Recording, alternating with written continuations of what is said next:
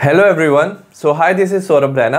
इस वीडियो में हम बात करेंगे क्लास 11th के नए चैप्टर के बारे में। चैप्टर का नाम है हमारा organic chemistry, some basic principles and technique. इस चैप्टर के हम इंपॉर्टेंट क्वेश्चंस की बात करेंगे और मैं ट्राई करूंगा जितने भी सारे टॉपिक हैं क्वेश्चंस के थ्रू कवर हो जाए। सबसे पहले हम बात करेंगे फर्स्ट क्वेश्चन की, right the IUPAC name of. हमें एक ऑर्गेनिक कंपाउंड दिया हुआ है, उसका हमें आयुपैक नेम बताना है। अब इस कंपाउंड में याद रखना हमारे पास दो फंक्शनल ग्रुप दिए हुए हैं, एक CHO एल्डिहाइडिक ग्रुप और OH क्या है हमारा एल्कोहलिक ग्रुप प्रेजेंट है। तो जब भी दो या दो से ज्यादा फंक्शनल ग्रुप प्रेजेंट होते हैं तो याद रखना जो एक फंक्शनल ग्रुप होता है उसकी ज्यादा प्रायोरिटी होती है, उसे हम एज ए सफिक्स और एंड में यूज करते हैं, और दूसरा फंक्शनल ग्रुप जिसकी प्रायोरिटी कम होती है उसे हम एज ए प्रीफिक्स और उसे हम पहले यूज करते हैं उसका नाम। ठीक है, तो याद रखना ये मैंने कुछ फंक्शनल ग्रुप लिखे on the basis of priority. COH की सबसे ज्यादा प्रायोरिटी है, then CHO, CO and OH। ये कार्बोक्सिलिक एसिड, ये एल्डिहाइड है, ये कीटोन है, ये क्या हमारा अल्कोहल है। तो ये प्रायोरिटी ऑर्डर है। तो याद रखना जिसकी ज्यादा प्रायोरिटी है, अगर सारे फंक्शनल ग्रुप प्रेजेंट है, जिसकी ज्यादा प्रायोरिटी है उसका हम सफिक्स यूज करते हैं और जिसकी कम प्रायोरिटी है उसको हम प्रीफिक्स यूज करते हैं। तो यहाँ पे CHO है एंड OH है, तो CHO की प्रायोरिटी क्या है, ज्यादा है, तो इसका हम सफिक्स यूज करेंगे विच इज अल, और OH की प्रायोरिटी कम है तो इसको हम क्या यूज करेंगे, हाइड्रोक्सी यूज करेंगे। ठीक है, तो अगर हम इसकी नंबरिंग करें तो प्रायोरिटी ऑर्डर पे हम इसकी नंबरिंग करते हैं। CHO को ज्यादा प्रायोरिटी है तो नंबरिंग होगी 1 2 3 4 5। फोर्थ पोजीशन पे हम लिखेंगे OH ग्रुप प्रेजेंट है, क्योंकि इसकी कम प्रेफरेंस थी तो हम यूज करेंगे हाइड्रोक्सी। नंबर ऑफ कार्बन कितने हमारे 5 कार्बन है, तो हम लिखेंगे पेंट। सब में सिंगल बॉन्ड प्रेजेंट है एन, और एंड में हमारा एल्डिहाइडिक ग्रुप प्रेजेंट है विच इज CHO, तो हम लिखेंगे अल।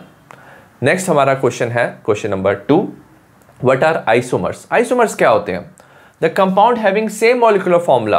कुछ कंपाउंड्स का क्या होता है, मॉलिक्यूलर फॉर्मूला सेम होता है but they differ in the physical and chemical properties. ठीक है, तो दो कंपाउंड हो सकते हैं जिनका मॉलिक्यूलर फॉर्मूला सेम है बट उनकी physical and chemical properties differ कर सकती है, तो उन्हीं कंपाउंड्स को हम आइसोमर्स कहते हैं।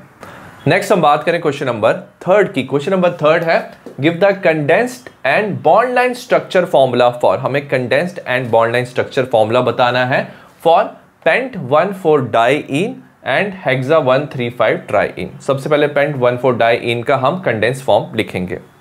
आपको क्या करना है, कंडेंस फॉर्म के लिए सबसे पहले नंबर ऑफ कार्बन लिख लेने हैं। पेंट मीन्स 5 कार्बन, 1 2 3 4 5, 5 कार्बन है। और याद रखना फर्स्ट पोजीशन पे, मतलब फर्स्ट और सेकंड कार्बन के बीच में डबल बॉन्ड है, डाइईन दिया हुआ है, डबल बॉन्ड यहाँ पे प्रेजेंट है। और फोर्थ मतलब फोर्थ और फिफ्थ कार्बन के बीच में डबल बॉन्ड है, और बाकी जगह आपको सिंगल बॉन्ड डाल देना है। आपका बन जाएगा कार्बन का चेन।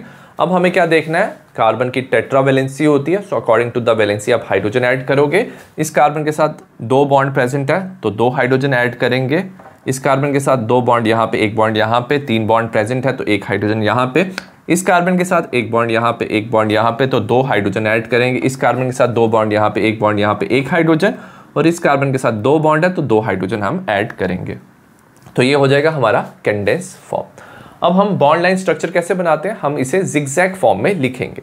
ठीक है, जिगजैग का जो भी हर कॉर्नर है वो एक कार्बन को रिप्रेजेंट करता है, तो 1 2 3 4 5, तो ऐसे हमने नंबरिंग कर देनी है 1 2 3 4 5। ये 5 कार्बन है। डबल बॉन्ड कहाँ प्रेजेंट है, फर्स्ट और सेकंड के बीच में डबल बॉन्ड हम ऐसे लगा देंगे, और हम फोर्थ और फिफ्थ के बीच में डबल बॉन्ड है, यहाँ पे डबल बॉन्ड लगा देंगे, तो ये हमारा बॉन्ड लाइन स्ट्रक्चर बन जाएगा। इसमें हम हाइड्रोजन को according to the valency adjust करते हैं और उसको लिखने की कोई जरूरत नहीं है। नेक्स्ट हमें दिया हेक्सा 1,3,5 ट्राइईन। 6 कार्बन बना लेते हैं, 1 2 3 4 5 6 कार्बन बना लिया आपने। अगेन अब हम देखेंगे फर्स्ट पोजीशन पे ट्राइईन मतलब 3 डबल बॉन्ड प्रेजेंट है। फर्स्ट और सेकंड कार्बन के बीच में क्या है, डबल बॉन्ड प्रेजेंट है फर्स्ट पोजीशन पे। 3 का मतलब थर्ड और फोर्थ कार्बन के बीच में डबल बॉन्ड है। फिफ्थ मतलब 5 और 6 कार्बन के बीच में डबल बॉन्ड है, और बाकी जगह आप सिंगल बॉन्ड लगा दोगे। अगेन हम according to the valency hydrogen लिखेंगे। इस कार्बन के साथ 2 बॉन्ड थे तो 2 हाइड्रोजन, इस कार्बन के साथ 3 बॉन्ड थे, 1 hydrogen, 3 bond, 1 hydrogen, 3 bond, 1 hydrogen, 3 bond, 1 hydrogen, और इस कार्बन के साथ 2 बॉन्ड थे तो 2 हाइड्रोजन हम लगाएंगे। अकॉर्डिंग टू द वैलेंसी आप हाइड्रोजन ऐड कर दिया। अगेन जिगजैग फॉर्म में लिखेंगे, ऐसे जिगजैग फॉर्म बनाएंगे तो 1 2 3 4 5 6 कार्बन हो गए। अब आप क्या कर सकते हो, डबल बॉन्ड बनाएंगे, 1 और सेकंड कार्बन के बीच में double bond, 1 2 3 4, third and fourth carbon के बीच में डबल बॉन्ड, 1 2 3 4 5 6, फिफ्थ और 6 कार्बन के बीच में डबल बॉन्ड। तो ये हमारा बन जाएगा बॉन्ड लाइन स्ट्रक्चर।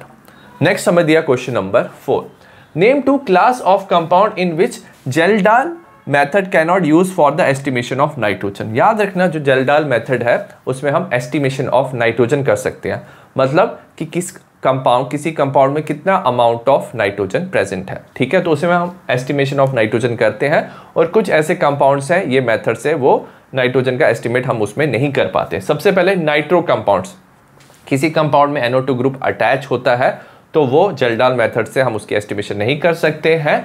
अगर एजो कंपाउंड में क्या होता है, nitrogen double bond nitrogen group present होता है, इसे बोलते हैं एजो ग्रुप प्रेजेंट होता है, उसमें भी हम क्या कर सकते नहीं कर सकते एस्टिमेशन ऑफ नाइट्रोजन। और लास्ट में होता है compound containing nitrogen in a ring, तो ये है हमारा पायरिडिन, एक रिंग है जिसमें नाइट्रोजन प्रेजेंट है। इन कंपाउंड की भी हम एस्टिमेशन नहीं कर पाएंगे यूजिंग जल्डाल मेथड। नेक्स्ट हम बात करें क्वेश्चन नंबर 5 की। क्वेश्चन नंबर 5 है what type of isomerism is shown by butane and isobutane. Butane क्या होता है, 4 कार्बन की चेन होती है, सब में क्या होता है सिंगल बॉन्ड प्रेजेंट होता है। आइसोब्यूटेन में 3 कार्बन की चेन होती है और सेंटर कार्बन के साथ CH3 अटैच होता है। अगर आप दोनों का मॉलिक्यूलर फॉर्मूला देखोगे सेम है, बट डिफरेंस क्या है इनमें, चेन ऑफ कार्बन का, ठीक है। कार्बन की चेन का डिफरेंस है इन दोनों में, तो इस टाइप ऑफ आइसोमेरिज्म को हम चेन आइसोमेरिज्म कहते हैं, जिनमें कार्बन की चेन का डिफरेंस होता है। नेक्स्ट हम बात करें क्वेश्चन नंबर 6 की what are hybridization state of each carbon atom in the following compound. हमें हाइब्रिडाइजेशन स्टेट बतानी है हर एक कार्बन की। सबसे पहले CH2 double bond C double bond O। याद रखना कि जब 2 सिग्मा बॉन्ड प्रेजेंट होते हैं कार्बन के साथ sp, 3 सिग्मा बॉन्ड sp2 और 4 सिग्मा बॉन्ड पे sp3 हाइब्रिडाइजेशन होती है, ठीक है। तो हम इसे ओपन चेन के फॉर्म में लिख लेंगे। इस कार्बन के साथ एक हाइड्रोजन यहाँ पे, एक हाइड्रोजन यहाँ पे, सिग्मा बॉन्ड, कार्बन के साथ एक सिग्मा बॉन्ड होता है। तो याद रखना पहला बॉन्ड हमेशा सिग्मा बॉन्ड होता है, सेकंड बॉन्ड क्या होता है हमारा पाई बॉन्ड।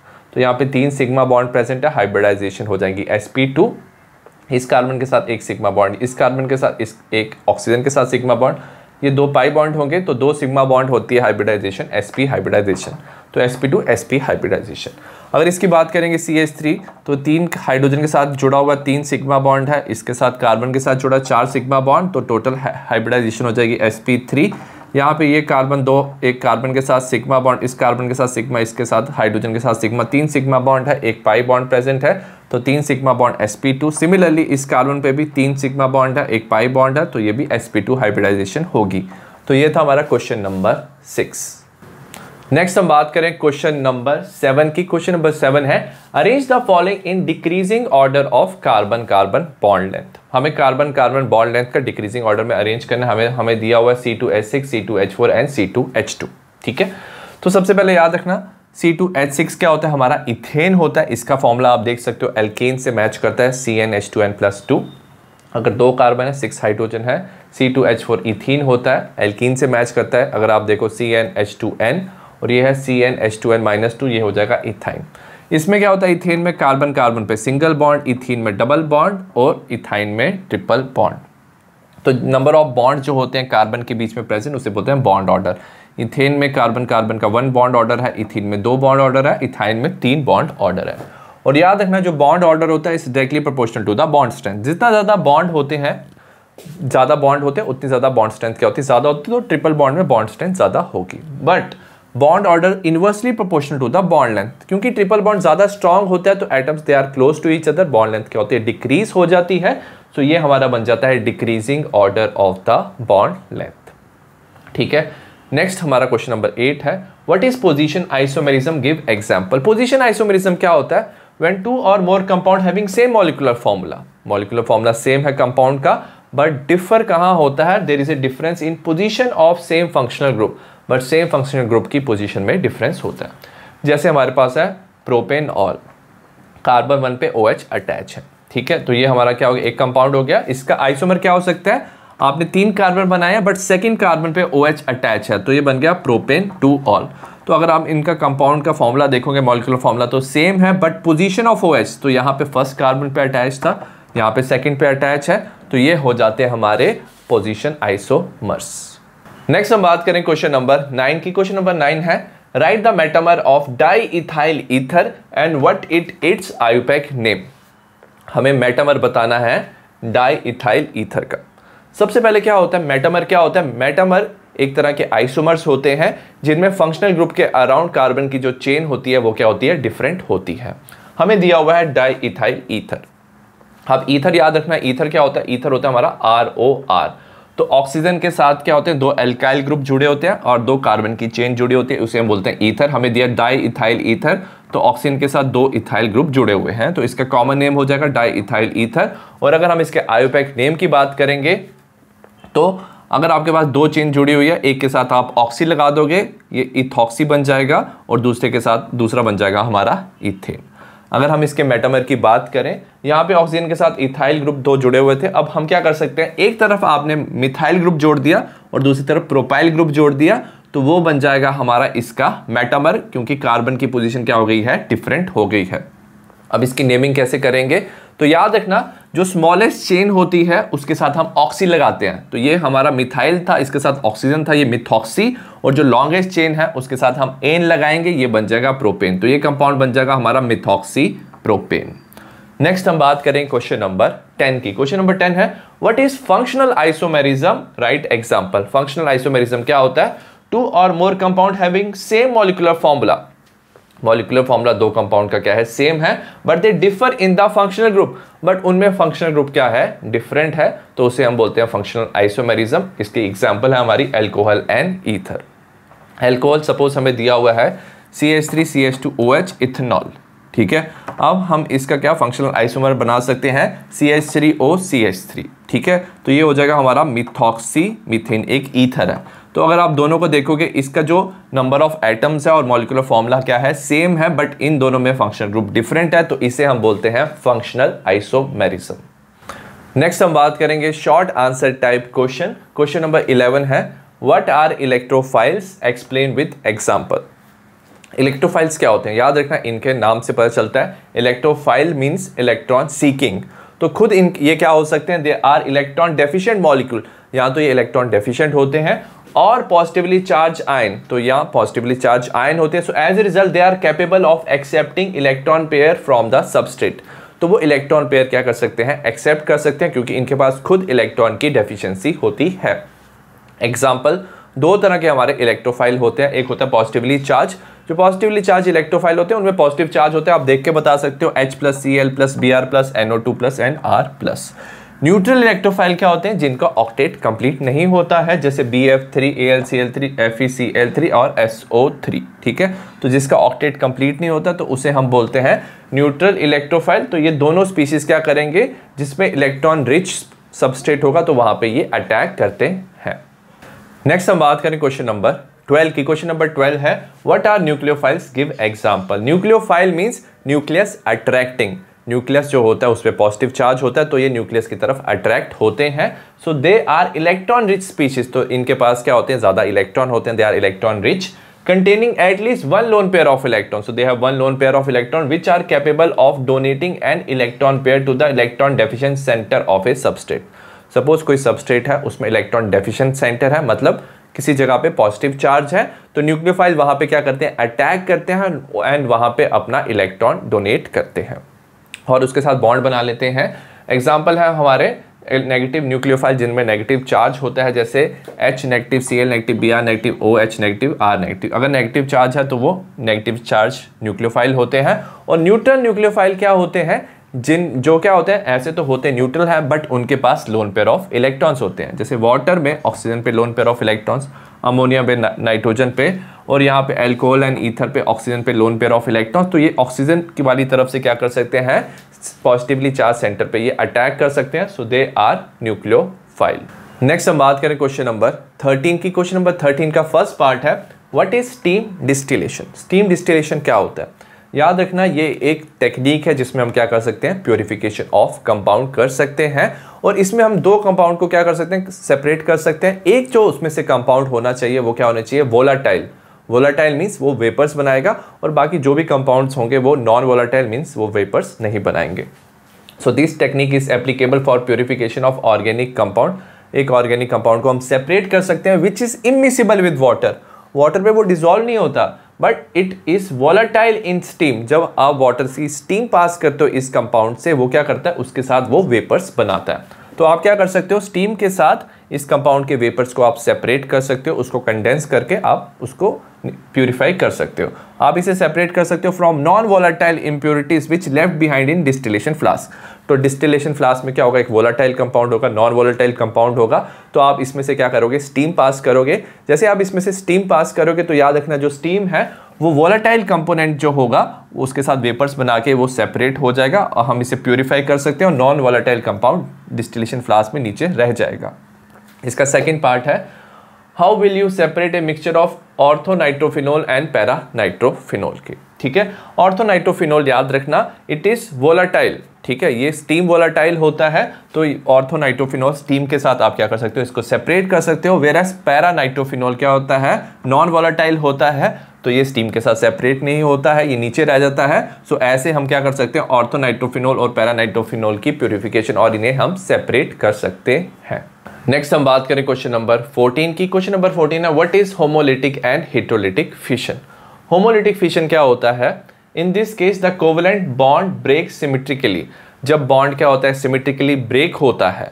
सपोज हमारे पास क्या है, दो एटम्स हैं, उनके बीच में बॉन्ड है और एक बॉन्ड में क्या होता है, हमारे दो इलेक्ट्रॉन्स प्रेजेंट होते हैं। सिमेट्रिकली का मतलब क्या होता है कि दोनों एटम्स को एक एक इलेक्ट्रॉन वापस मिल जाता है, उसे हम बोलते हैं होमोलिटिक फिशन। हेटेरोलिटिक फिशन क्या होता है, in this case the covalent bond break unsymmetrically. Unsymmetrically का मतलब क्या होता है कि अगर सपोज दो एटम्स के बीच में बॉन्ड प्रेजेंट है और वो बॉन्ड ब्रेक होता है तो एक एटम को उस बॉन्ड का कोई भी इलेक्ट्रॉन नहीं मिलता और दूसरे एटम को दोनों इलेक्ट्रॉन्स मिल जाते हैं। This is called as unsymmetrical bond breaking, that is heterolytic fission.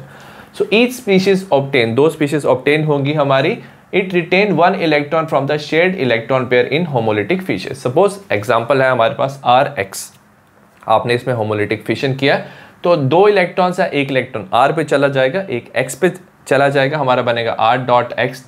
तो ये होती है हमारी होमोलिटिक फिशन। और हम होमोलिटिक फिशन से हमारा बनता है, अगर ये अल्काइल ग्रुप है, फ्री रेडिकल बनता है। तो दिस ऑड इलेक्ट्रॉन स्पीशीज को बोलते हैं हम फ्री रेडिकल, क्योंकि अल्काइल ग्रुप था तो अल्काइल फ्री रेडिकल बनेगा। सिमिलरली हेटेरोलिटिक फिशन में क्या होता है, जो ज़्यादा इलेक्ट्रोनेगेटिव एटम है वो दोनों इलेक्ट्रॉन अपनी तरफ ले लेता है। So more electronegative atom retain the shared electron pair. Suppose CH3 methyl group है, इसके साथ X है, X ज़्यादा इलेक्ट्रोनेगेटिव है। सपोज हेलोजन है हमारे साथ अटैच इसमें, तो क्या हो जाएगा, दोनों इलेक्ट्रॉन्स क्या हो जाएंगे, X की तरफ मूव कर जाएंगे, X पे नेगेटिव चार्ज आ जाएगा, CH3 पे पॉजिटिव चार्ज आ जाएगा। तो ये हमारा बन जाएगा पॉजिटिव चार्ज कार्बन की स्पीशीज को बोलते हैं हम कार्बोकैटायन। ये तब होता है जब X क्या होता है, ज़्यादा इलेक्ट्रोनेगेटिव। सपोज कार्बन ज़्यादा क्या है, इलेक्ट्रोनेगेटिव है। सपोज हमने मेटल के साथ अटैच किया CH3 को, तो क्या हो जाएगा, जो इलेक्ट्रॉन्स है वो कार्बन की तरफ मूव कर जाएंगे, हमारा बनेगा CH3 नेगेटिव X+। तो ये जो CH3 नेगेटिव बना, कार्बन की स्पीशीज विद नेगेटिव चार्ज, इसे बोलते हैं हम कार्ब एनायन। तो होमोलिटिक फिशन में क्या होता है, इलेक्ट्रिकली न्यूट्रल फ्री रेडिकल। तो ये न्यूट्रल फ्री रेडिकल हमारा बनता है। फ्री रेडिकल में क्या होता है, odd electrons are present. Whereas heterolytic fission में क्या होता है, इलेक्ट्रिकली चार्ज्ड आयंस, हमारी इलेक्ट्रिकल चार्ज आयन बन सकती है। तो हमारी दो तरह की आयंस बन सकती है, एक बन सकती है कार्बोकैटायन और एक बनती है कार्ब एनायंस आर फॉर्म्ड। तो ये था हमारा homolytic and heterolytic fission. Next हम बात करें क्वेश्चन नंबर 15 की। इसका ए पार्ट है, first part, how many sigma and pi bonds are present in the following molecules. हमें दो मॉलिक्यूल्स दिए हुए हैं, हमें बताना है इसमें सिग्मा एंड पाई बॉन्ड कितने प्रेजेंट हैं। सबसे पहले अगर आप देखोगे कार्बन के साथ हाइड्रोजन, यहाँ पे ट्रिपल बॉन्ड, इसके साथ एक हाइड्रोजन, इसके साथ एक हाइड्रोजन है और इस कार्बन के साथ 3 हाइड्रोजन प्रेजेंट है। जो पहला बॉन्ड होता है वो हमेशा क्या होता है, सिग्मा बॉन्ड होता है, और जो उसके बाद वाले बॉन्ड्स होते हैं वो क्या होते हैं, पाई बॉन्ड होते हैं। तो कार्बन हाइड्रोजन के बीच में एक ही बॉन्ड है तो ये सिग्मा, कार्बन के बीच में 3 बॉन्ड है, एक सिग्मा होगा, 2 बॉन्ड क्या होंगे, पाई बॉन्ड होंगे। कार्बन हाइड्रोजन में सिग्मा बॉन्ड, कार्बन में डबल बॉन्ड है, एक सिग्मा एक पाई बॉन्ड होगा। कार्बन हाइड्रोजन में सिग्मा, कार्बन सिग्मा, और यहाँ पे तीनों जगह क्या होगा, सिग्मा बॉन्ड प्रेजेंट होंगे। आप कैलकुलेट कर लोगे 1 2 3 4 5 6 7 8 9, तो total number of sigma bonds हो जाएंगे 9। और पाई बॉन्ड कितने हो जाएंगे, यहाँ पे 2 पाई बॉन्ड थे और यहाँ पे 1 पाई बॉन्ड था, तो total number of pi bond is equal to 3। Next हमें स्ट्रक्चर दिया हुआ है CH2, यहाँ पे कार्बन के साथ 2 हाइड्रोजन जुड़े हुए हैं, डबल बॉन्ड कार्बन के साथ 1 हाइड्रोजन, कार्बन के साथ 3 हाइड्रोजन। तो 1 हाइड्रोजन यहाँ पे सिग्मा बॉन्ड, यहाँ पे भी सिग्मा बॉन्ड। कार्बन पे जो ये पहला वाला बॉन्ड होगा वो सिग्मा, ये वाला बॉन्ड क्या होगा हमारा पाई। 2 बॉन्ड है तो पहला सिग्मा होता है, बाकी पाई होगा। या कार्बन कार्बन पे ये भी सिग्मा बॉन्ड है, ये पाई बॉन्ड है, तो कार्बन के साथ ये हाइड्रोजन सिग्मा सिग्मा सिग्मा, ये सारे सिग्मा बॉन्ड हैं। तो number of sigma bond calculate कर लेंगे, 1 2 3 4 5 6 7 8 9, सिग्मा बॉन्ड 9 है। और पाई बॉन्ड कितने हैं, एक पाई बॉन्ड यहाँ पे, एक पाई बॉन्ड यहाँ पे, तो total number of pi bond is equal to 2। Next हमें क्वेश्चन दिया है, select nucleophile from the following. हमें कुछ यहाँ पे क्या दिया हुआ है, स्पीशीज दी हुई है, हमें पॉजिटिव नेगेटिव न्यूट्रल स्पीशीज दी हुई है, हमें बताना इसमें न्यूक्लियोफाइल क्या है। तो न्यूक्लियोफाइल याद रखना, या तो वो क्या हो सकता है, neutral with loan pair of electrons, या तो उसमें नेगेटिव चार्ज होना चाहिए। सबसे पहले नेगेटिव चार्ज देख लेते हैं किस किस पे है, OH नेगेटिव CN नेगेटिव, ठीक है, OH नेगेटिव CN नेगेटिव, तो ये न्यूक्लियोफाइल है। अब लोन पेयर ऑफ इलेक्ट्रॉन्स किस पे प्रेजेंट है, BF3 जो है ये इलेक्ट्रॉन डेफिशिएंट है, NH3 में लोन पेयर ऑफ इलेक्ट्रॉन्स है, तो NH3 इज ए न्यूक्लियोफाइल। और ये जो हम देखेंगे C2H5OH, तो ये अल्कोहल, अल्कोहल में ऑक्सीजन पे लोन पेयर ऑफ इलेक्ट्रॉन्स है, तो it is also act as a nucleophile. और बाकी जो पॉजिटिव चार्ज वाले होते हैं दे आर इलेक्ट्रोफाइल्स। नेक्स्ट हम बात करें क्वेश्चन नंबर 16 की। क्वेश्चन नंबर 16 है, define inductive effect, explain -I and +I effect with example. सबसे पहले इंडक्टिव इफेक्ट क्या होता है, it's a permanent polarity in saturated organic molecule. तो ये क्या होता है, परमानेंट इफेक्ट होता है। सैचुरेटेड मॉलिक्यूल्स क्या होते हैं, ऑर्गेनिक मॉलिक्यूल्स जिसमें क्या होता है, कार्बन कार्बन के बीच में सिंगल बॉन्ड प्रेजेंट होना चाहिए, due to small displacement of sigma bond pair of electrons towards the more electronegative atom. इसमें क्या होता है, जो सिग्मा बॉन्ड पेयर होता है वो थोड़ा सा मूव करता है टुवर्ड्स द इलेक्ट्रोनेगेटिव एटम, इसी इफेक्ट को हम बोलते हैं इंडक्टिव इफेक्ट। इसे मैं एग्जांपल से बताता हूं। सबसे पहले इसका टाइप होता है -I इफेक्ट। सपोज कार्बन की चेन है और इसके सामने आपने इलेक्ट्रोनेगेटिव एटम क्लोरीन अटैच किया। अब याद रखना, जो क्लोरीन है वो ज़्यादा इलेक्ट्रोनेगेटिव होता है, वो क्या करता है, इस कार्बन से इलेक्ट्रॉन थोड़ा अपनी तरफ खींचता है, इस पे आ जाता है डेल्टा नेगेटिव, इस पे डेल्टा पॉजिटिव आ जाता है इस कार्बन पे, और इसे ही हम बोलते हैं पोलैरिटी। पोलैरिटी आ गई। अब क्या होता है, ये जो कार्बन है इस पे पॉजिटिव चार्ज है, तो वो इस कार्बन और इस कार्बन की इलेक्ट्रॉन है थोड़ा सा खींचता है अपनी ओर, तो इसमें थोड़ा सा चार्ज आता है which is called as delta delta positive. ये इसके इलेक्ट्रॉन्स को खींचता है और इस पे आ जाता है डेल्टा डेल्टा डेल्टा पॉजिटिव। तो over a period of time क्या होता है, ये जो चार्ज है वो कम होते जा रहा है। मोस्टली इंडक्टिव इफेक्ट सिर्फ 4 कार्बन तक होता है। तो इसमें क्या हो रहा है, जो इलेक्ट्रॉन्स हैं वो क्लोरीन की तरफ मूव कर रहे हैं, सिग्मा इलेक्ट्रॉन्स, तो इसे हम बोलते हैं -I इफेक्ट और minus inductive effect. In this effect the sigma bond pair of electrons are displaced towards the electron withdrawing substituent. तो इलेक्ट्रॉन विड्रॉइंग सब्स्टिट्यूएंट की तरफ इलेक्ट्रॉन मूव करें तो इसे बोलते हैं -I इफेक्ट। और याद रखना ये स्ट्रेंथ है of the electron withdrawing group. NO2 ज्यादा इलेक्ट्रॉन खींचते, then CN COOH F fluorine and then Cl। तो इसकी बेसिस पे क्या होगा, जो NO2 होगा सबसे ज्यादा इलेक्ट्रॉन अपनी तरफ खींचेगा। अब हम बात करेंगे +I इफेक्ट की। In this effect the sigma bond pair of electrons are displaced away from the substituent. यहाँ पे जो सब्स्टिट्यूएंट होगा वो क्या करेगा, इलेक्ट्रॉन डोनेट करेगा, जो इलेक्ट्रॉन्स है they move away from the substituent. Suppose carbon की चेन है, यहाँ पे हमने एक कार्बन लगाया हुआ जहाँ पे 3 CH3 अटैच है, तो इसे हम बोलते हैं टर्शरी कंपाउंड। ठीक है, तो ये टर्शरी है कार्बन, टर्शरी मतलब इसके साथ 3 अल्काइल ग्रुप अटैच है। तो याद रखना ये इलेक्ट्रॉन डोनेटिंग होता है। ये क्या करेगा, कार्बन अपना इलेक्ट्रॉन इस कार्बन की तरफ डोनेट करेगा, इस पे आएगा डेल्टा पॉजिटिव चार्ज, इस पे डेल्टा नेगेटिव, क्योंकि इलेक्ट्रॉन डेंसिटी बढ़ रही है। ये अपने क्योंकि इस पे नेगेटिव चार्ज है, ये यहाँ के इलेक्ट्रॉन को थोड़ा यहाँ रिपेल करेगा, इस पे थोड़ा सा चार्ज आ जाएगा डेल्टा डेल्टा नेगेटिव, ये इलेक्ट्रॉन्स को थोड़ा रिपेल करेगा डेल्टा डेल्टा डेल्टा नेगेटिव। तो इसमें क्या हो रहा है, जो इलेक्ट्रॉन्स की मूवमेंट हो रही है it is away from the substituent. Substituent से इस तरफ इलेक्ट्रॉन की मूवमेंट हो रही है, डिस्प्लेसमेंट हो रही है, तो इसे हम बोलते हैं +I इफेक्ट। और याद रखना जो टर्शरी होता है उसमें सबसे ज़्यादा होता है टर्शरी। याद रखना जब कार्बन के साथ 3 अल्काइल ग्रुप अटैच हैं, 3 CH3 हैं, दैट इज टर्शरी, उनमें सबसे ज़्यादा होगी। देन सेकेंडरी जिसमें कार्बन के साथ सिर्फ 2 CH3 अटैच है, देन प्राइमरी जिसमें कार्बन के साथ सिर्फ 1 CH3 अटैच है। तो ये था हमारा इंडक्टिव इफेक्ट। नेक्स्ट हम बात करें क्वेश्चन नंबर 17। इसका ए पार्ट है, गिव आयुपैक नेम ऑफ। हमें 2 ऑर्गेनिक कंपाउंड दिए, इनका आयुपैक नेम बताना है। सबसे पहला जो ऑर्गेनिक कंपाउंड है इसमें क्या है, अगर आप देखोगे ऑर्गेनिक कंपाउंड में इसमें OH फंक्शनल ग्रुप प्रेजेंट है। तो याद रखना हम चेन वहीं से बनाते हैं जहाँ पे फंक्शनल ग्रुप प्रेजेंट है, तो हम फंक्शनल ग्रुप को इंपॉर्टेंस देंगे। तो नंबरिंग हम यहाँ से करेंगे 1 2 3 4 5। ठीक है, तो हमने फंक्शनल ग्रुप से नंबरिंग की, लॉन्गेस्ट चेन आप देखोगे फंक्शनल ग्रुप से।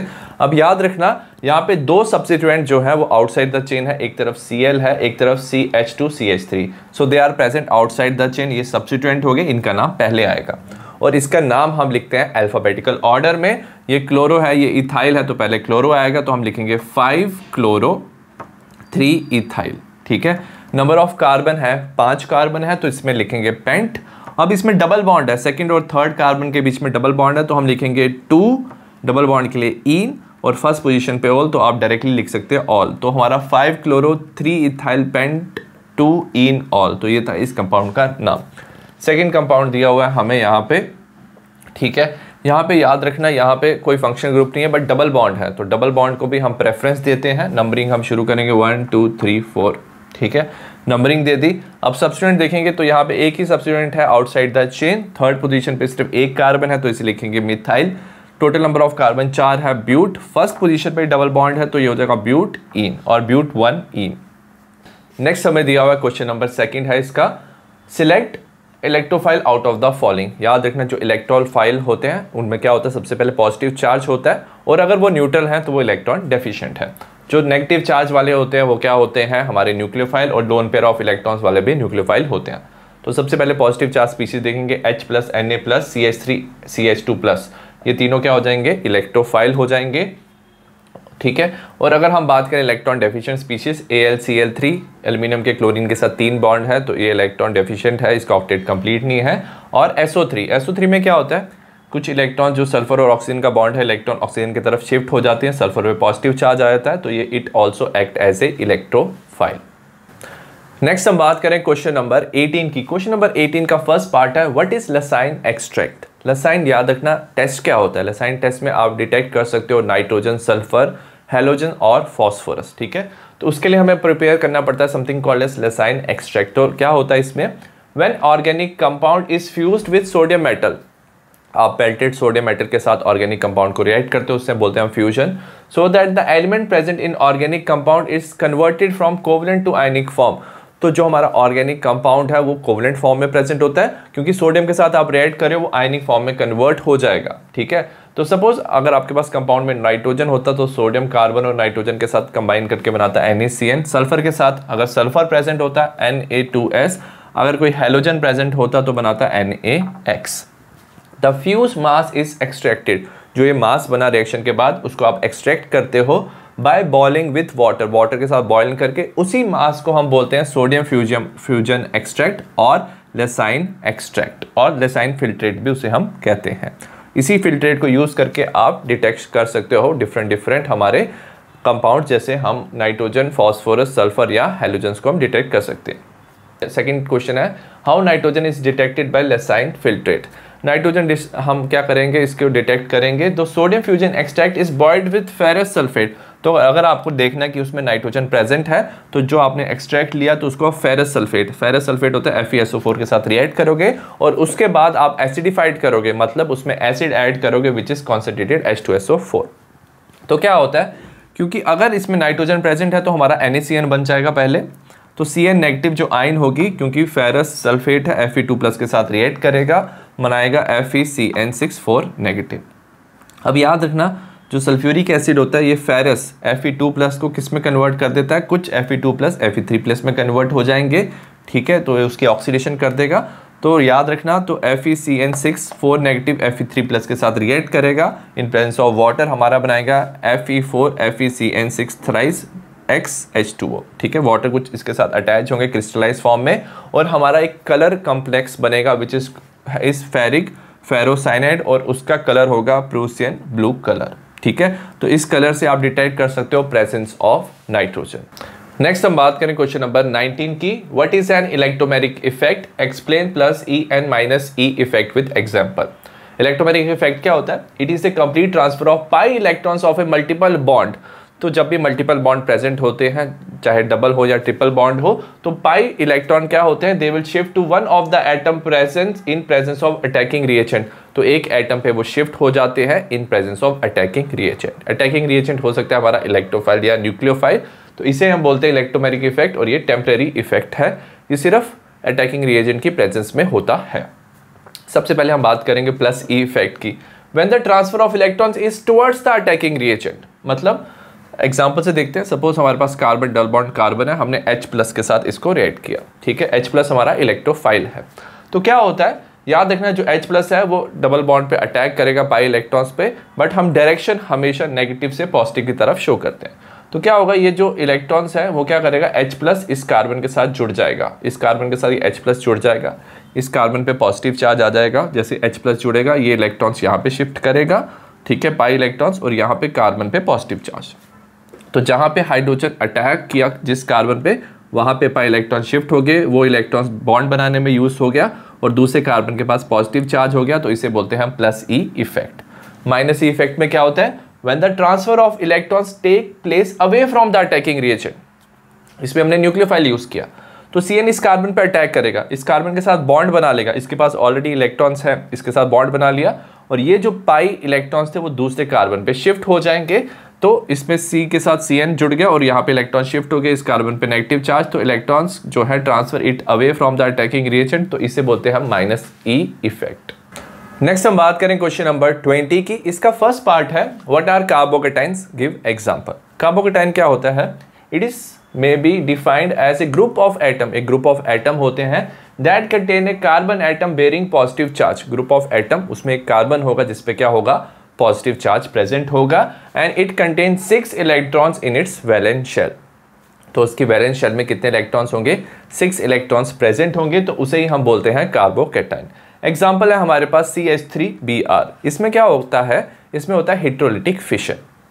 हेटेरोलिटिक फिशन में क्या होगा, ये जो Br है दोनों इलेक्ट्रॉन्स अपनी तरफ अट्रैक्ट कर लेगा, बॉन्ड ब्रेक हो जाएगा हेटेरोलिटिक फिशन में, Br पे दोनों इलेक्ट्रॉन चले जाएंगे, ठीक है, और कार्बन पे आ जाएगा पॉजिटिव चार्ज, ठीक है, तो CH3 पॉजिटिव, तो ये बन जाएगा हमारा कार्बोकेटाइन। अगर आप देखोगे इस कार्बन के साथ सिर्फ 3 बॉन्ड है, तो इसके पास टोटल 6 इलेक्ट्रॉन्स प्रेजेंट है इसकी वैलेंस शेल में। नेक्स्ट अगर हम बात करेंगे order of stability, explain order of stability of primary, secondary and tertiary carbocation. अब क्या होता है ऑर्डर ऑफ स्टेबिलिटी में, प्राइमरी कार्बोकेटाइन क्या होती है, जिसमें कार्बन पे पॉजिटिव चार्ज होता है, उसके साथ सिर्फ एक ही R ग्रुप प्रेजेंट है, मतलब कार्बन का ग्रुप प्रेजेंट है। सेकेंडरी में क्या होता है, जिस कार्बन पे पॉजिटिव चार्ज है वहाँ पे 2 R ग्रुप और 2 कार्बन के ग्रुप प्रेजेंट होते हैं, और टर्शरी में जहाँ पे पॉजिटिव चार्ज होता है वहाँ पे 3 R ग्रुप और 3 कार्बन के ग्रुप प्रेजेंट होते हैं। अब ये जो R ग्रुप होते हैं और एल्काइल ग्रुप, ये इलेक्ट्रॉन डोनेटिंग ग्रुप होते हैं, ये क्या कर सकते हैं, थोड़े से इलेक्ट्रॉन डोनेट कर सकते हैं पॉजिटिव चार्ज की तरफ, यहाँ पे 2 तरफ से, सेकेंडरी में 2 तरफ से इलेक्ट्रॉन डोनेट कर सकता है, टर्शरी में 3 तरफ से इलेक्ट्रॉन डोनेट कर सकता है। एज ए रिजल्ट क्या हो जाएगा, ये इलेक्ट्रॉन जब डोनेट करेंगे तो पॉजिटिव चार्ज को थोड़ा सा ये कम कर देंगे, ठीक है, तो जितना ज़्यादा इलेक्ट्रॉन डोनेटिंग ग्रुप होगा उतना ज़्यादा पॉजिटिव चार्ज क्या होगा, कम होगा, उतनी ज़्यादा स्टेबिलिटी क्या होगी, इंक्रीज होगी। So as a result tertiary में 3 ग्रुप इलेक्ट्रॉन डोनेट कर सकते हैं, पॉजिटिव चार्ज सबसे ज़्यादा कम टर्शरी में करेंगे, तो टर्शरी सबसे ज़्यादा स्टेबल होगा, देन सेकेंडरी, देन प्राइमरी। तो ये था हमारा ऑर्डर ऑफ स्टेबिलिटी। नेक्स्ट हम बात करें क्वेश्चन नंबर 21 की। क्वेश्चन नंबर 21 है what are carbanions, give example.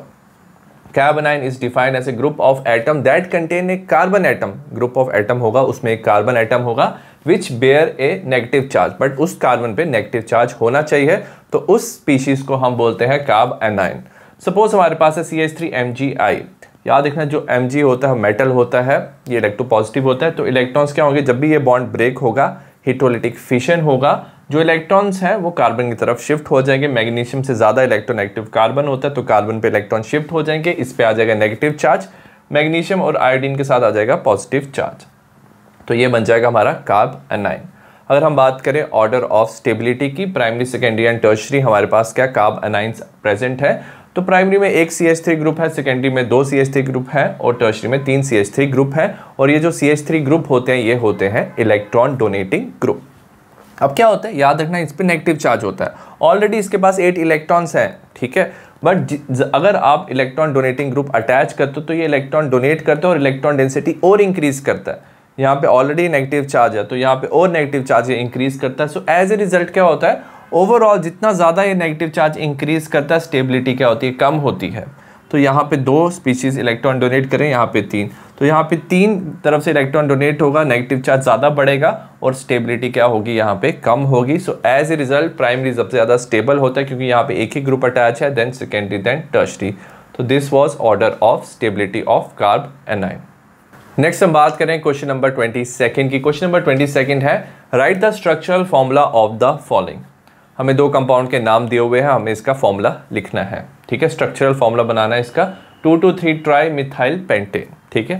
Pentane है मतलब 5 कार्बन है और सारे कार्बन के बीच में क्या है, सिंगल बॉन्ड प्रेजेंट है, तो आप 5 कार्बन बनाए ना, सब में सिंगल बॉन्ड।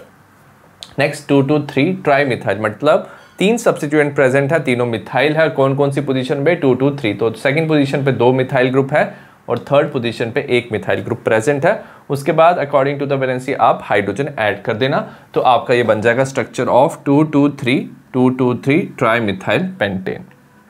नेक्स्ट हमें दिया हुआ है 4 क्लोरो 3 मिथाइल ब्यूटूइनॉल। ठीक है, ब्यूटूइनॉल मतलब कि 4 कार्बन प्रेजेंट है, ब्यूट दिया हुआ है तो पहले आप 4 कार्बन बना लेना। ठीक है, ऑल मतलब कि फर्स्ट कार्बन पे हमारा क्या है? OH प्रेजेंट है, तो फर्स्ट कार्बन के साथ OH लगा देना। और सेकंड कार्बन पे क्या है? डबल बॉन्ड है। 2 इन मतलब तो 1 2 3 4 4 कार्बन है, फर्स्ट पे OH, सेकंड और थर्ड कार्बन के बीच में डबल बॉन्ड। उसके बाद हमें दिया हुआ है 4 क्लोरो मतलब 4 पोजीशन पे क्या है? क्लोरीन अटैच है, तो 1 2 3 4 पोजीशन पे क्लोरीन, और थर्ड पे क्या है? हमारा मिथाइल अटैच है, तो यहाँ पे CH3। According to the valency आप हाइड्रोजन ऐड कर लेना। ठीक है, तो आपने हाइड्रोजन ऐड कर दिया तो ये आपका बन जाएगा 4 क्लोरो, फोर्थ पोजीशन पे क्लोरो, 3 पे methyl, but, second third carbon के बीच में डबल बॉन्ड है, ब्यूटूइन1 ऑल और ऑल। तो ये था हमारा क्वेश्चन नंबर 22। नेक्स्ट हम बात करें क्वेश्चन नंबर 23 की। क्वेश्चन नंबर 23 है what is resonance effect, explain +R and -R effect with example. सबसे पहले रेजोनेंस इफेक्ट क्या होता है? The polarity develop in a molecule as a result of interaction between 2 pi bonds और a pi bond and a lone pair of electrons. तो polarity develop हो जाती है मॉलिक्यूल में। पोलैरिटी का मतलब क्या है कि मॉलिक्यूल में एक तरफ पॉजिटिव चार्ज आ जाएगा, एक तरफ नेगेटिव चार्ज आ जाएगा। ये क्यों होगा? Because of interaction between the 2 pi bonds. या तो 2 पाई बॉन्ड के बीच में क्या होती है? इंटरेक्शन होती है, और इंटरेक्शन बिटवीन ए पाई बॉन्ड, या तो एक पाई बॉन्ड चाहिए उसके साथ लोन पेयर ऑफ इलेक्ट्रॉन्स। और याद रखना रेजोनेंस इफेक्ट को हम मीजोमेरिक इफेक्ट भी कहते हैं and it is a permanent effect. इसको हम एग्जांपल से देखते हैं। सबसे पहले हमारा +R इफेक्ट, और इसे हम +M इफेक्ट भी कहते हैं।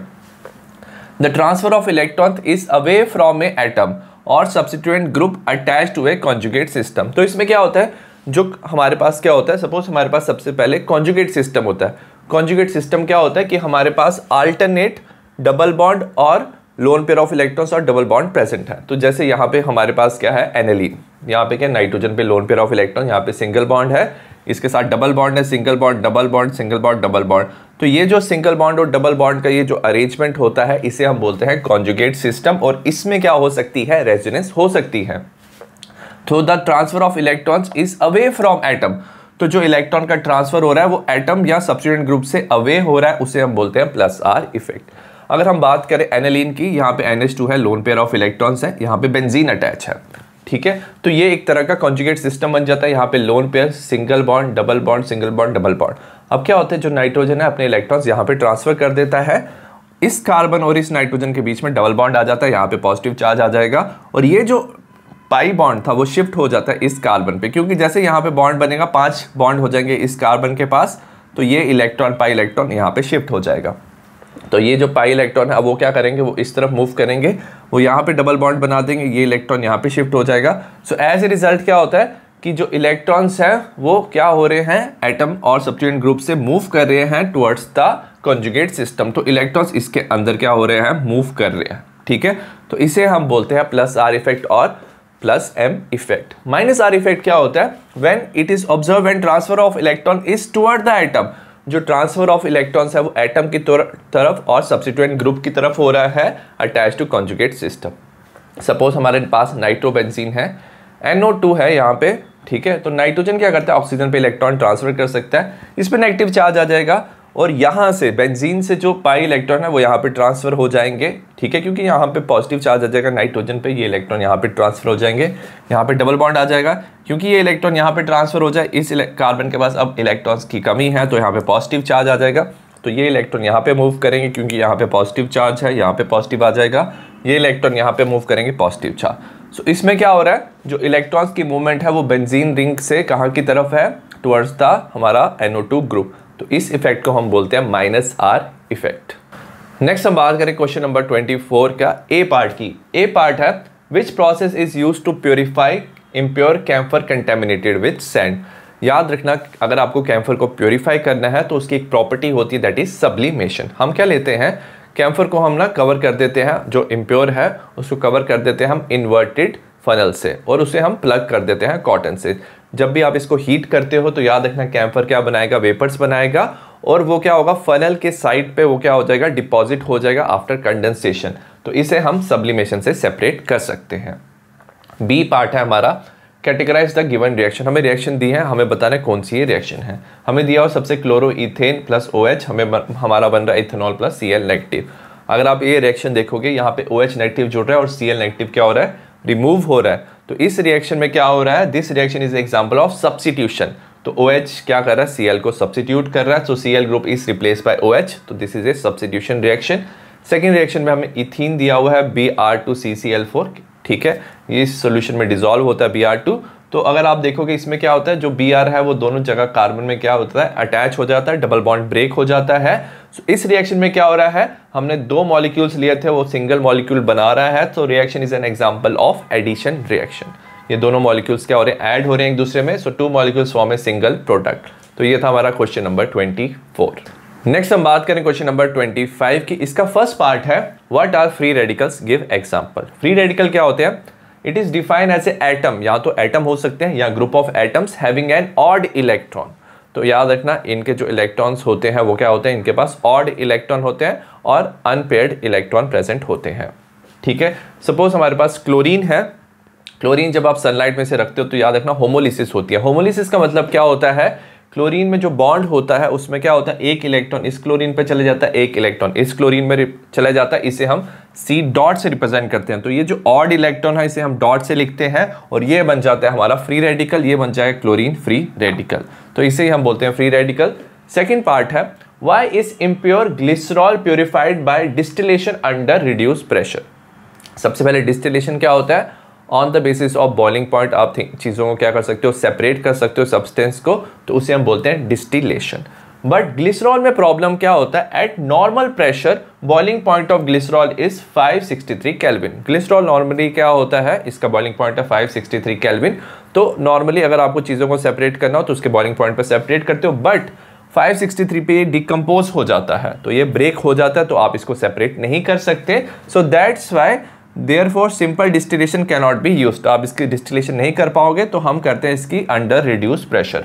हम प्रेशर रिड्यूस कर देते हैं to 12 mm of Hg। Pressure decrease करने से याद रखना जो बॉइलिंग पॉइंट है वो भी क्या हो जाता है, डिक्रीज हो जाता है। The glycerol can be distilled at 453 kelvin. तो इसका बॉइलिंग पॉइंट हो जाता है 453 केल्विन, जो कम हो गया, और इस कम बॉइलिंग पॉइंट पे आप इसको क्या कर सकते हो, डिस्टिलेशन कर सकते हो विदाउट डिकम्पोजिशन। तो ये था हमारा क्वेश्चन नंबर 25। नेक्स्ट हम बात करें क्वेश्चन नंबर 26। क्वेश्चन नंबर 26 है what is hyperconjugation. Hyperconjugation क्या होता है, it involves delocalisation of sigma electrons of CH bond of an alkyl group. तो एल्काइल जो ग्रुप होता है उसके जो सिग्मा इलेक्ट्रॉन्स है वो डीलोकलाइज हो जाते हैं। डीलोकलाइजेशन का मतलब क्या होता है, वो इलेक्ट्रॉन मूव करते हैं when they are directly attached to atom of an unsaturated system or to an atom with unshared p orbital। इसका मतलब क्या है, एग्जाम्पल है सपोज हमारे पास यहाँ पे CH3 ग्रुप है, ये अल्काइल ग्रुप प्रेजेंट है।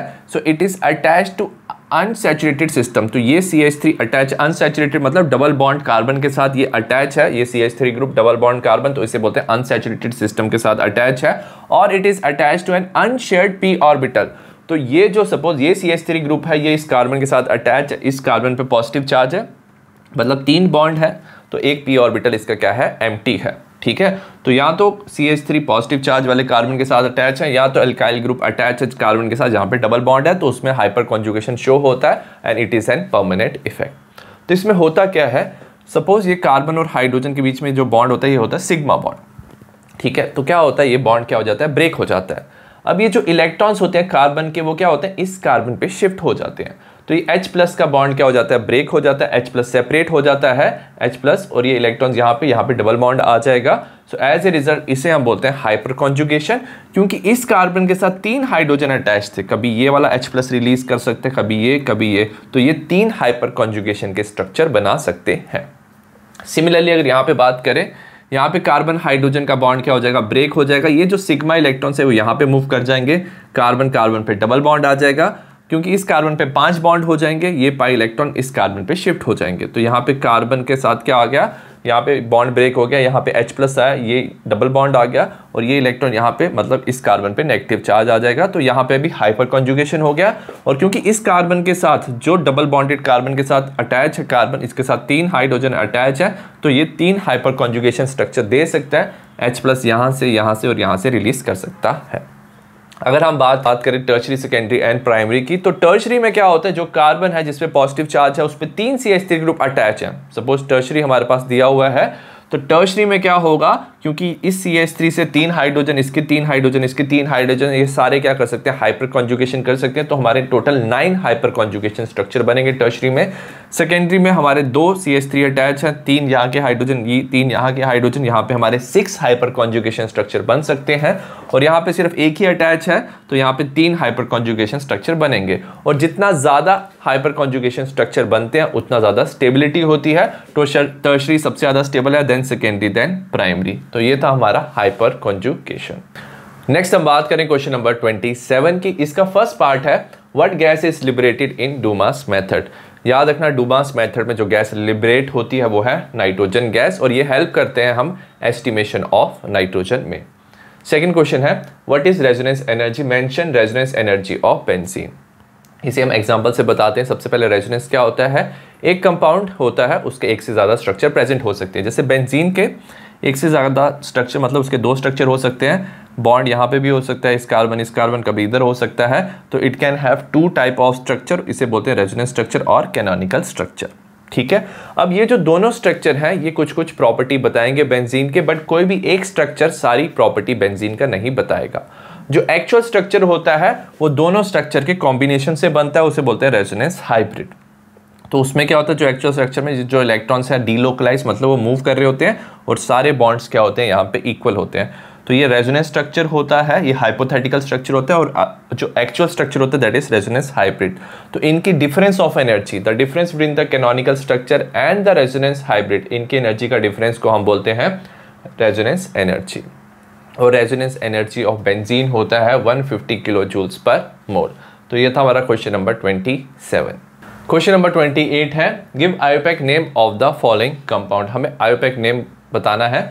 जो सबसे पहला पार्ट है इसमें हमें याद रखना, सबसे पहले हम देखेंगे नंबर ऑफ कार्बन कितने हैं, 5 कार्बन है, और फंक्शनल ग्रुप क्या है। थर्ड कार्बन पे है C डबल बॉन्ड O, तो यहाँ पे कीटोन है, दोनों तरफ से कीटोन की नंबरिंग 3 आएगी। उसके बाद हम सब्स्टिट्यूएंट देखेंगे, यहाँ पे एक सब्स्टिट्यूएंट Br है, एक यहाँ पे सब्स्टिट्यूएंट क्या है, CH3 है। ठीक है, ये ब्रोमो है, ये मिथाइल है। दोनों तरफ से अगर आप नंबरिंग करोगे 2 4, यहाँ से भी 2 4 नंबर आता है, तो हम उस तरफ से नंबरिंग करेंगे जहाँ पे क्या होता है, जिसमें अल्फाबेटिकल ऑर्डर जिसका पहले आता है हम उस तरफ से नंबरिंग करेंगे। तो 1 2 3 4 5। अब हम इसका नाम लिख लेंगे। तो ये 2 सब्स्टिट्यूएंट है, अल्फाबेटिकल ऑर्डर में पहले आएगा 2 bromo 4 methyl. Number of carbon कितने हैं, 5 हैं, तो हो जाएगा पेंट। सब में सिंगल बॉन्ड है तो पेंट एन, और थर्ड पोजीशन पे हमारा कीटोन है 3 ओन। तो ये हमारा बन गया ये कंपाउंड। नेक्स्ट हमें दिया हुआ है साइक्लिक स्ट्रक्चर दिया हुआ है, हमें डबल बॉन्ड है ClBr।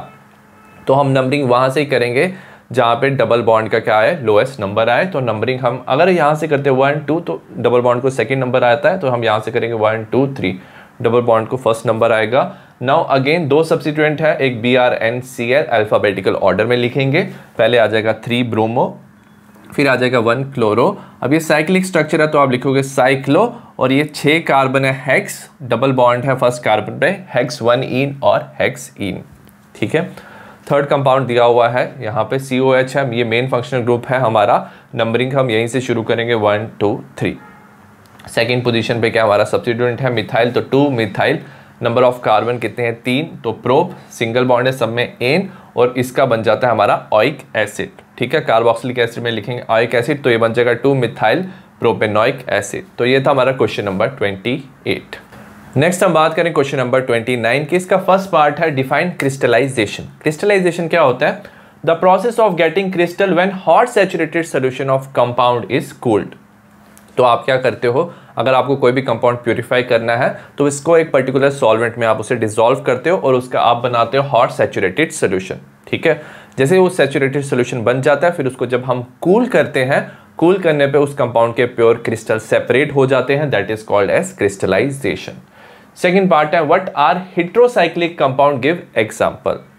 हेटेरोसाइक्लिक कंपाउंड क्या होते हैं, they are the compound containing ring structure. तो एक रिंग स्ट्रक्चर होता है इन विच वन और more carbon atom are replace by heteroatom. तो उसमें क्या होता है, एक रिंग स्ट्रक्चर होता है, उसमें क्या होता है जो एक कार्बन है या एक से ज़्यादा कार्बन वो हेटेरो एटम मतलब डिफरेंट एटम से रिप्लेस हो सकते हैं, लाइक नाइट्रोजन, सल्फर या ऑक्सीजन। उन कंपाउंड्स को हम बोलते हैं हेटेरोसाइक्लिक कंपाउंड। एग्जाम्पल है यहाँ पे हमारे पास एक स्ट्रक्चर है, यहाँ पे क्या उसमें कार्बन की जगह ऑक्सीजन प्रेजेंट है, यहाँ पे डबल बॉन्ड है, this is called as furan. Similarly यहाँ पे एक और स्ट्रक्चर है जहाँ पे कार्बन की जगह नाइट्रोजन प्रेजेंट है, this is called as pyridine. So these structures are called as heterocyclic structures. Next हम बात करें क्वेश्चन नंबर 30 की, explain principle of chromatography. Chromatography में क्या होता है, the technique of separating component of a mixture. Suppose एक मिक्सचर है, उसके डिफरेंट कंपोनेंट है, आप उसको सेपरेट कर सकते हो, in which separation is achieved by differential movement of individual component. तो जो मिक्सचर है उसके जो डिफरेंट कंपोनेंट्स है उनकी मूवमेंट क्या होगी, डिफरेंट होगी through stationary phase under influence of mobile phase.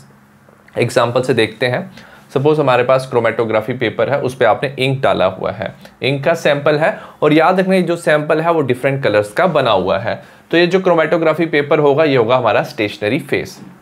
आपने इसमें क्या डाल दिया है, सॉल्वेंट डाल दिया। अब ये जो सॉल्वेंट है वो क्या करेगा, इस सैंपल पेपर में मूव करेगा, तो इसे बोल देंगे हम मोबाइल फेज। तो ये जो इंक है इस मोबाइल फेज के साथ मूव करेगा।